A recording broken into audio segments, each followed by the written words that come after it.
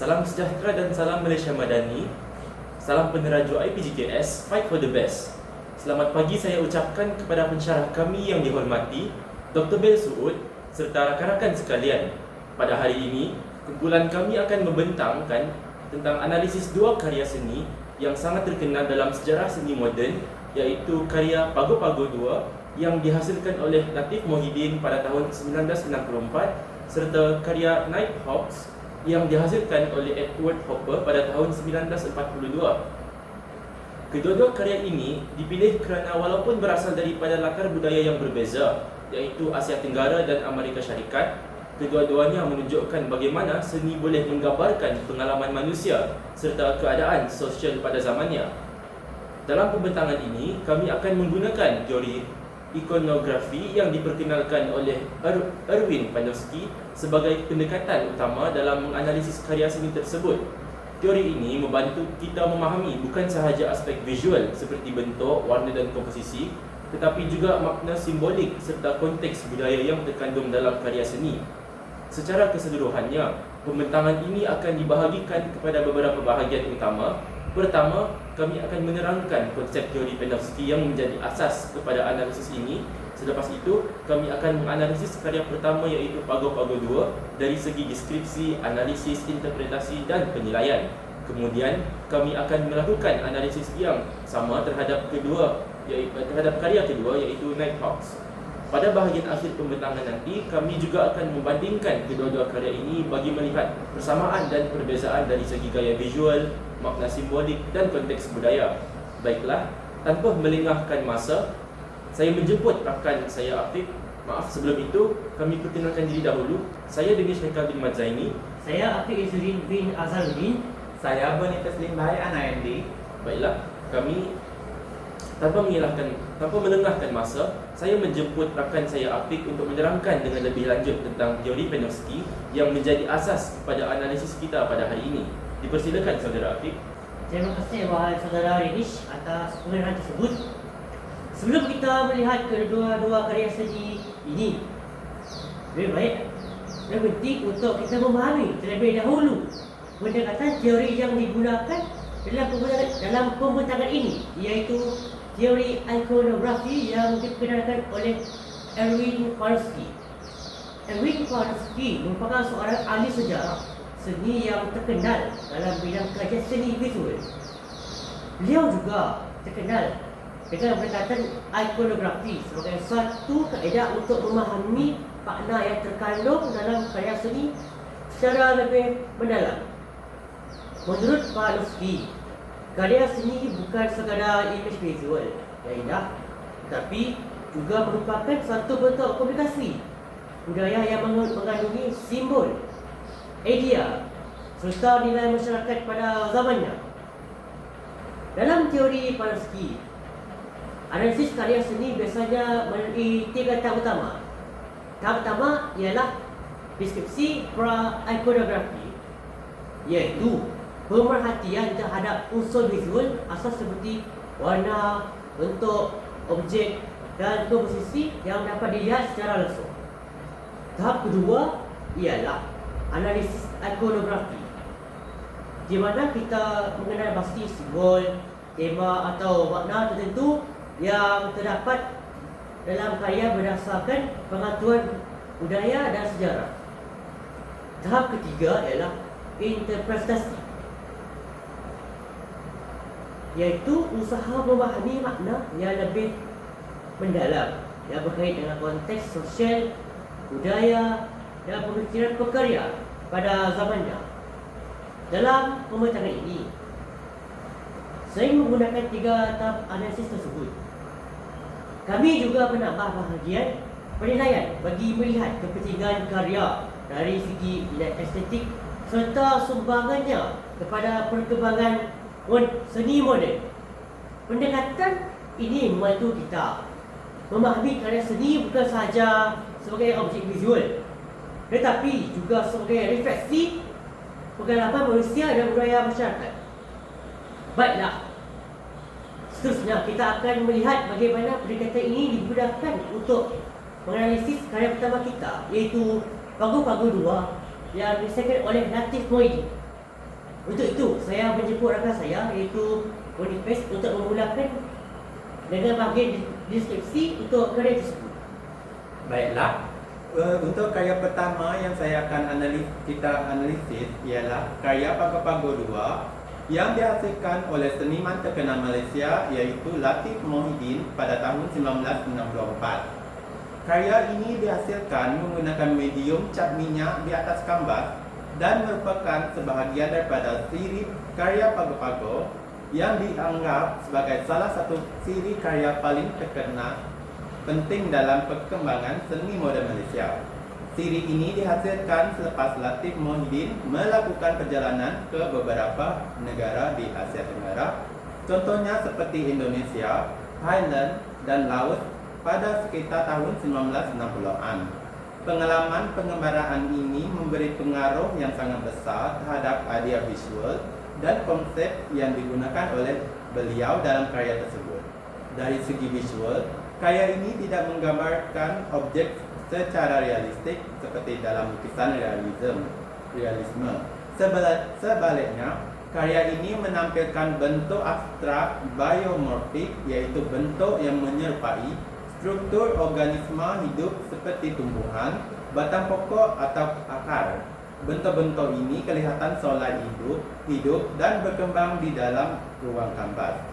Komposisi karya ini juga menunjukkan susunan bentuk yang berlapis-lapis dan saling bertindih yang menghasilkan kesan visual yang sangat dinamik. Susunan bentuk ini membuatkan penonton merasakan seolah-olah terdapat pergerakan dalam karya tersebut. Selain itu, penggunaan warna dalam karya ini juga sangat menarik.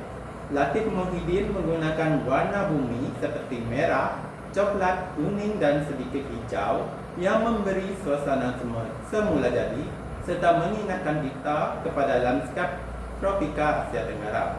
Oleh itu, walaupun karya ini Walaupun karya ini bersifat abstrak, ia masih mempunyai hubungan yang sangat kuat dengan unsur alam dan persekitaran semula jadi. Baiklah, saya akan menyerahkan kemenangan kepada saudara Danish. Baiklah, yang seterusnya pula tentang analisis karya Pago-Pago. Sekarang saya akan meneruskan dengan bahagian analisis karya Pago-Pago 2, iaitu melihat bagaimana unsur seni dan prinsip rekaan digunakan dalam karya ini. Pertama sekali, dari unsur garisan, karya ini menggunakan garisan yang bersifat organik dan melengkung. Garisan seperti ini sering dikaitkan dengan bentuk semula jadi kerana ia tidak kaku dan mempunyai aliran yang lembut. Garisan melengkung ini membantu mencipta rasa pergerakan dalam komposisi karya. Dari segi bentuk pula, karya ini menampilkan bentuk biomorfik yang menyerupai struktur organisme hidup seperti tumbuhan atau batang pokok. Bentuk-bentuk ini tidak bersifat geometrik seperti bulatan atau segi empat yang sempurna, tetapi lebih menyerupai bentuk semula jadi yang tidak teratur. Selain itu, prinsip irama dan pengulangan juga dapat dilihat dalam karya ini melalui pengulangan bentuk organik yang hampir sama. Pengulangan ini menghasilkan kesan visual yang memberi gambaran bahawa bentuk tersebut sedang berkembang atau bergerak dalam ruang kanvas. Penggunaan warna bumi seperti merah, coklat dan kuning juga memainkan peranan penting dalam karya ini.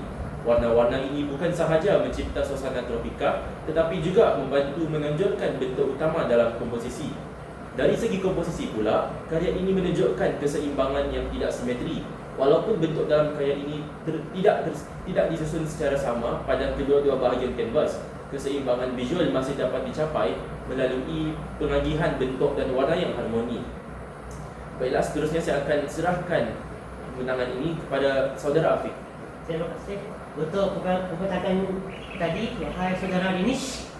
Seterusnya, saya akan meneruskan dengan bahagian interpretasi karya Pago-Pago 2. Dalam tahap interpretasi, menurut teori Panofsky, kita cuba memahami makna yang lebih mendalam di sebalik bentuk visual yang terdapat dalam karya tersebut. Walaupun karya ini kelihatan abstrak pada bahagian yang pertama, bentuk biomorfik yang digunakan oleh Latif Mohidin sebenarnya boleh ditafsirkan sebagai simbol kepada unsur alam semula jadi seperti tumbuhan atau struktur organik.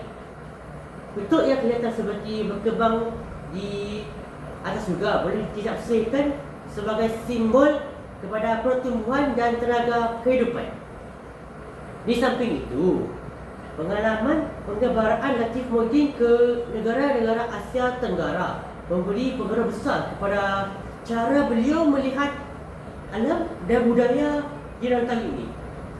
Landscape tropika, budaya tempatan serta pengalaman melihat kehidupan masyarakat di rantau ini memberi inspirasi kepada beliau untuk menghasilkan karya yang mencerminkan identiti Asia Tenggara.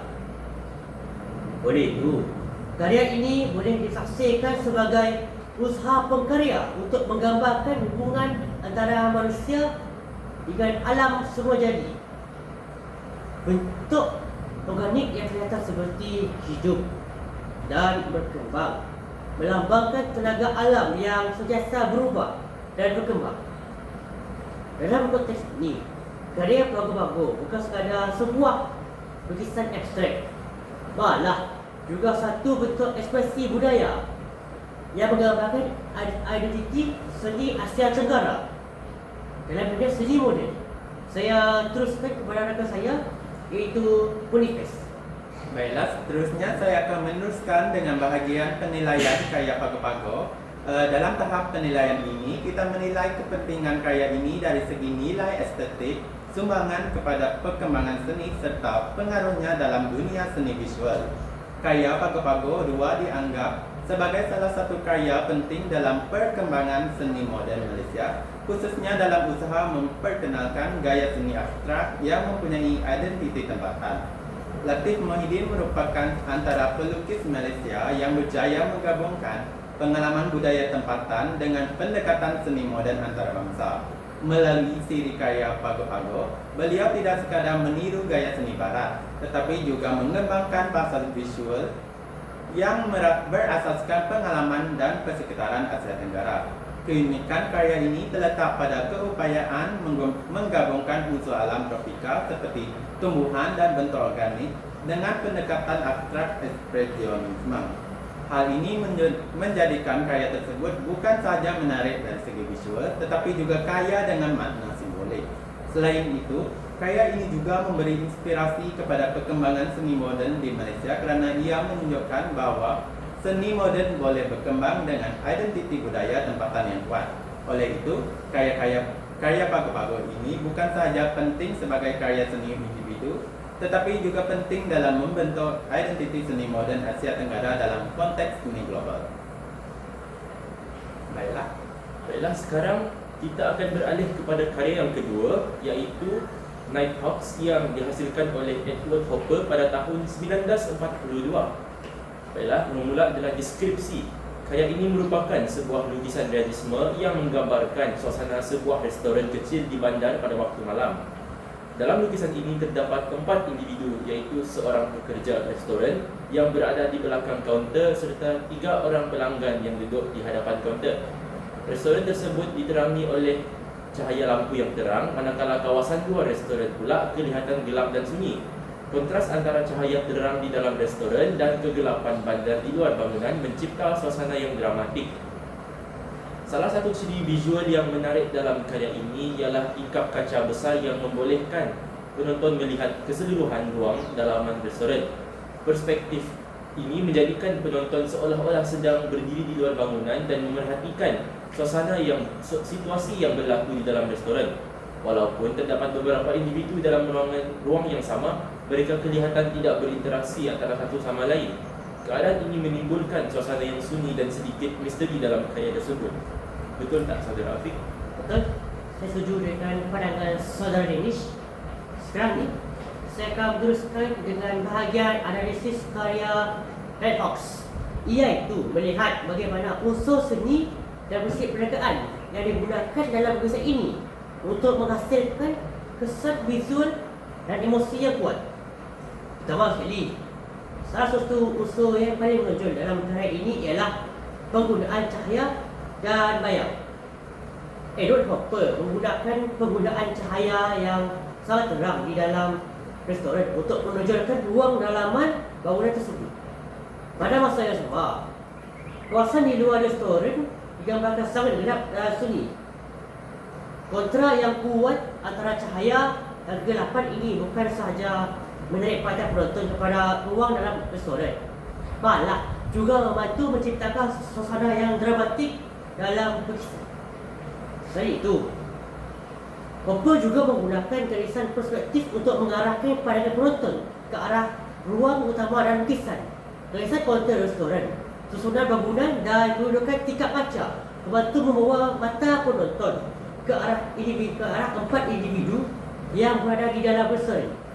Dari segi warna, Hopper menggunakan palette warna yang agak terhad seperti hijau, kuning, coklat dan sedikit merah.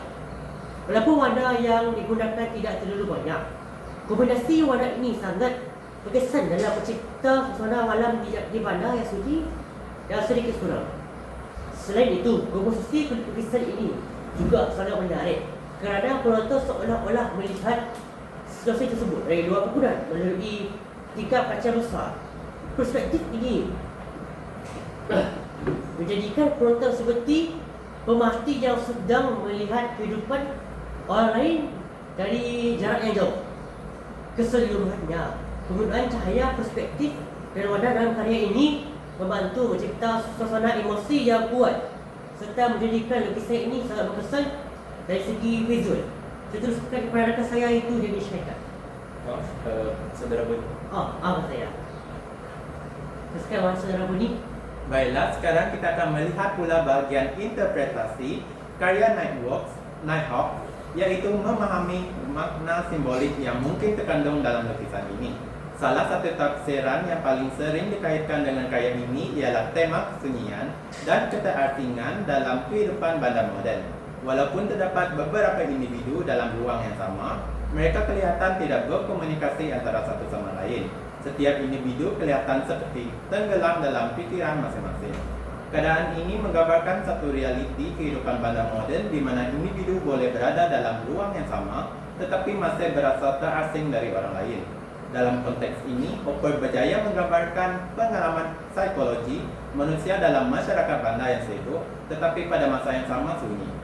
Selain itu, suasana restoran yang terang tetapi kosong dari interaksi sosial juga memberi kesan emosi yang kuat kepada penonton. Ia seolah-olah menggambarkan bahawa walaupun manusia berada di tempat awam, mereka masih boleh berasa sunyi. Karya ini juga sering ditafsirkan sebagai refleksi keadaan sosial Amerika pada tahun 1940-an. Pada masa tersebut, perubahan sosial dan perkembangan bandar menyebabkan ramai individu mengalami perasaan keterasingan dalam kehidupan moden. Oleh itu, karya Nighthawks bukan sekadar lukisan tentang sebuah restoran pada waktu malam, tetapi juga sebuah gambaran tentang pengalaman manusia dalam kehidupan bandar moden. Baiklah, sekarang saya akan serahkan kepada saudara Danish. Baiklah, akhir sekali bagi karya kedua ini, kita melihat bahagian penilaian karya Nighthawks. Dari segi penilaian pula, karya ini dianggap sebagai salah satu lukisan yang paling ikonik dalam sejarah seni Amerika pada abad ke-20. Edward Hopper berjaya menghasilkan sebuah karya yang sangat sederhana dari segi komposisi, tetapi pada masa yang sama mampu menyampaikan emosi yang sangat kuat kepada penonton. Salah satu kekuatan utama karya ini ialah keupayaan Hopper untuk menggambarkan suasana psikologi manusia melalui penggunaan ruang, cahaya dan komposisi. Walaupun tiada aksi dramatik berlaku dalam lukisan ini, suasana sunyi yang digambarkan mampu memberi kesan emosi yang mendalam kepada penonton. Selain itu, karya ini juga mempunyai pengaruh yang besar dalam dunia seni visual dan budaya popular. Imej restoran pada waktu malam dengan beberapa individu yang sunyi telah menjadi simbol kepada kehidupan bandar moden.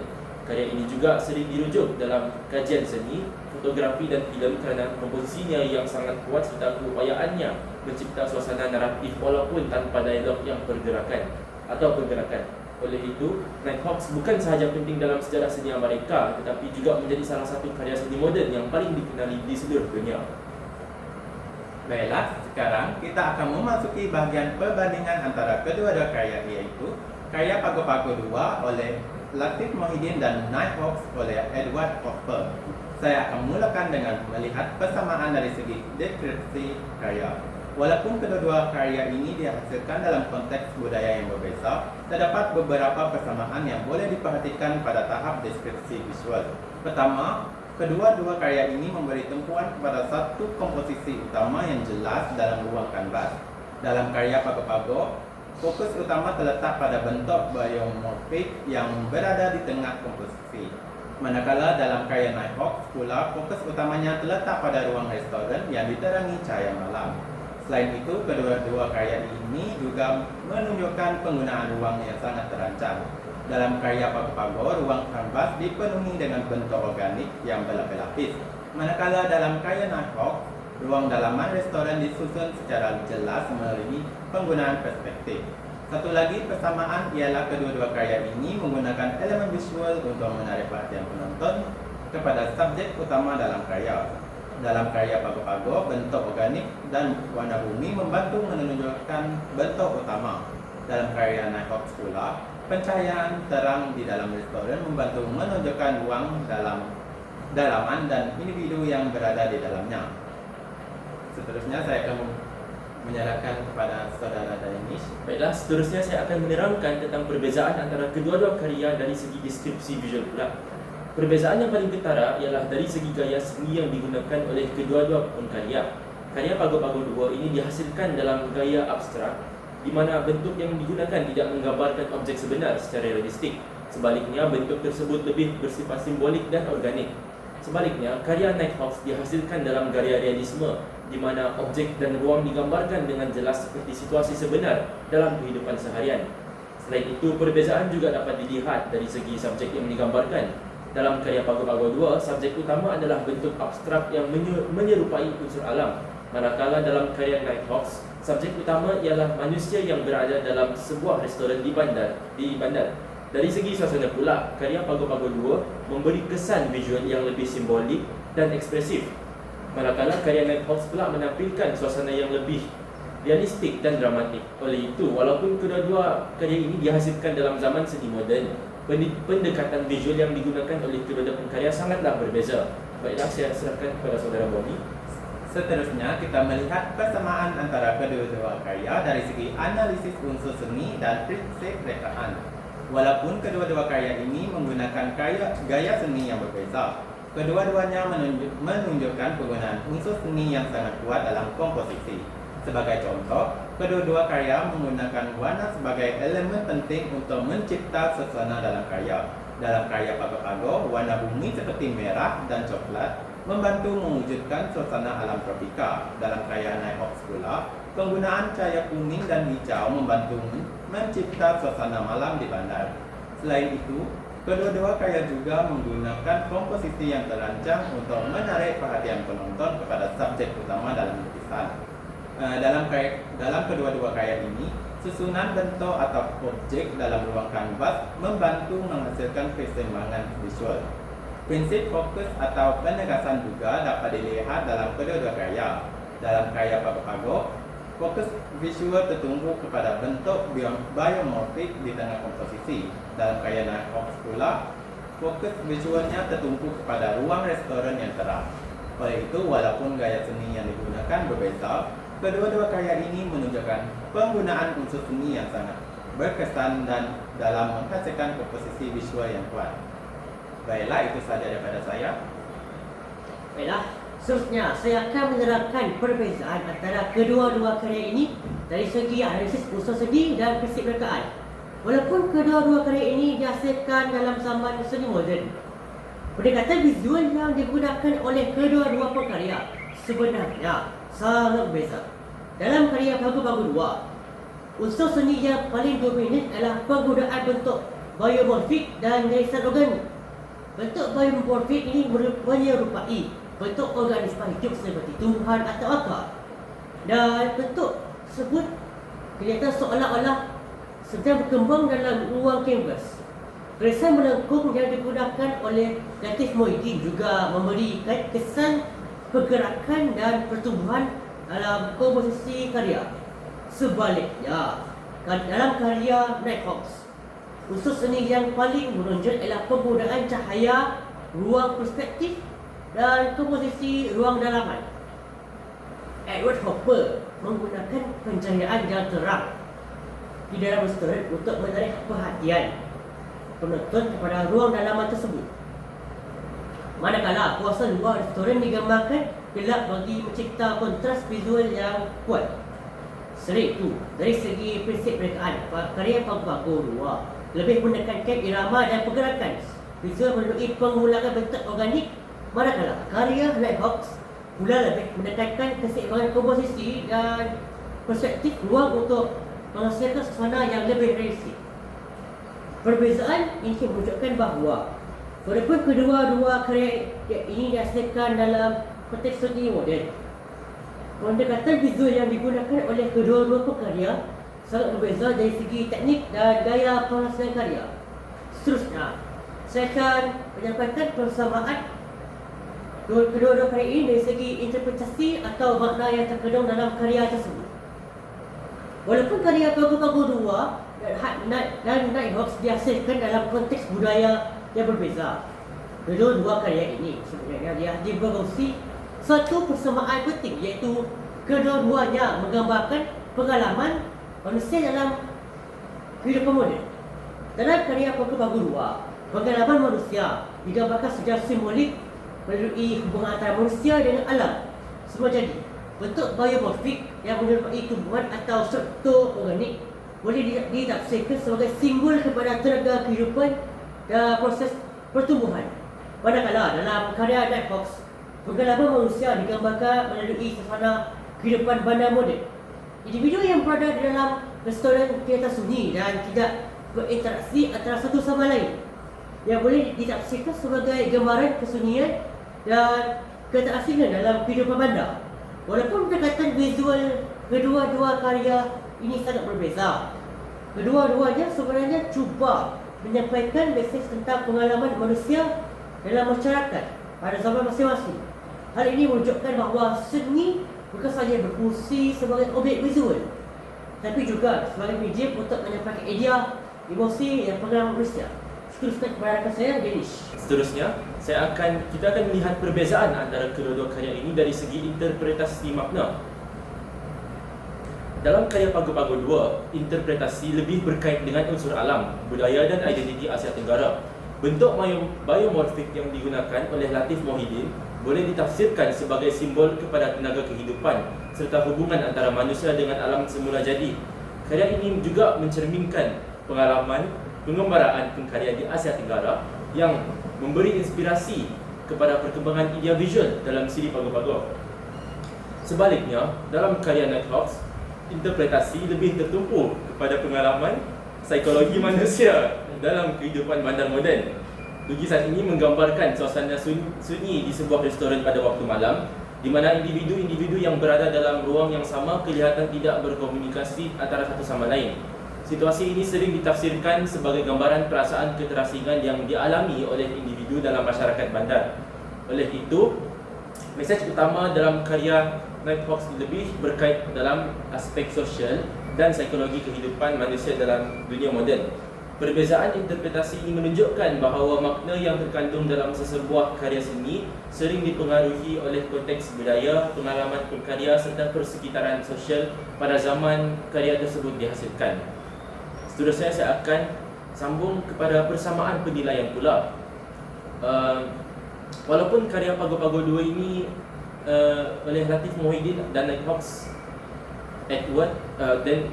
oleh Edward Hopper dihasilkan dalam latar budaya yang berbeza, kedua-duanya dianggap sebagai karya penting dalam perkembangan seni moden di kawasan masing-masing. Karya Pago Dua sering dianggap sebagai salah satu karya yang membantu membentuk identiti seni moden Asia Tenggara, khususnya dalam usaha menggabungkan unsur budaya tempatan dengan pendekatan seni moden antarabangsa.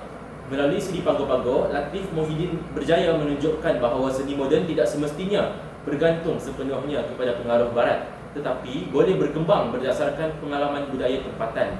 Dalam konteks yang sama juga, karya Nighthawks pula dianggap sebagai salah satu lukisan paling ikonik dalam sejarah seni Amerika pada abad ke-20.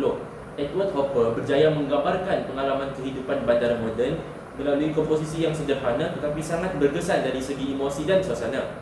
Oleh itu, kedua-dua karya ini juga mempunyai pengaruh yang besar dalam dunia seni visual. Kedua-duanya sering dirujuk dalam kajian sejarah seni kerana cara pengkarya menggunakan unsur visual untuk menyampaikan pengalaman manusia. Oleh itu, dari segi penilaian, kedua-dua karya ini bukan sahaja penting dari segi nilai estetik, tetapi juga penting dari segi sumbangan mereka kepada perkembangan moden. Seterusnya, kita melihat perbezaan antara kedua-dua karya dari segi penilaian dalam konteks seni dan budaya. Perbezaan utama dapat dilihat dari segi konteks, budaya dan tujuan artistik yang ingin disampaikan oleh perkarya. Dalam karya Pagu-Pagu 2, penilaian karya ini sering dikaitkan dengan usaha Latif Muhyiddin untuk membina identiti seni moden yang berasaskan pengalaman budaya Asia Tenggara. Karya ini menekankan hubungan antara manusia dengan alam semua jadi serta menggambarkan pengalaman budaya dan landscape tropika di datang ini. Sebaliknya, dalam karya Red Hawks, penilaian lebih tertumpu kepada keupayaan Edward Hopkins untuk menggambarkan keadaan psikologi manusia dalam kehidupan bandar moden. Lukisan ini tidak menekankan unsur alam atau budaya terbatas secara langsung, malahan lebih memberi fokus kepada pengalaman emosi manusia seperti kesunyian, keterasingan dan jarak sosial dalam masyarakat bandar.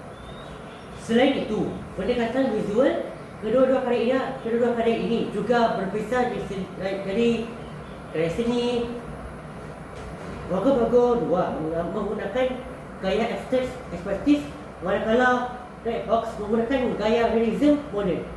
Perbezaan ini menunjukkan bahawa walaupun kedua-dua karya mempunyai nilai yang tinggi dalam dunia seni, mesej dan pendekatan yang digunakan oleh kedua pengkarya adalah sangat berbeza. Seterusnya pada saya British. Baiklah, untuk yang terakhir, sebagai kesimpulan kepada pembentangan ini, kita dapat melihat bahawa kedua-dua karya yang dianalisis iaitu Pagu-Pagu 2 oleh Latif Muhyiddin dan Nighthawks oleh Edward Hopper menunjukkan bagaimana seni boleh menggambarkan pengalaman manusia melalui pendekatan visual yang berbeza. Melalui analisis menggunakan teori ikonografi oleh Erwin Panofsky, kita dapat memahami bahawa karya seni bukan sahaja perlu dilihat dari segi rupa bentuk visual, tetapi juga perlu difahami dari segi makna simbolik serta konteks budaya yang mempengaruhi penghasilannya. Karya Pagu-Pagu 2 ini menggambarkan hubungan antara manusia dengan alam semula jadi serta usaha untuk membina identiti seni moden Asia Tenggara. Sebaliknya, karya Nighthawks pula menggambarkan pengalaman psikologi manusia dalam kehidupan bandar moden, khususnya perasaan kesunyian dan keterasingan dalam masyarakat. Jadi, walaupun kedua-dua karya ini menggunakan gaya seni yang berbeza, kedua-duanya berjaya menyampaikan mesej yang mendalam tentang pengalaman manusia dalam kehidupan moden. Baiklah, sekian sahaja daripada kami semua. Terima kasih. Terima kasih.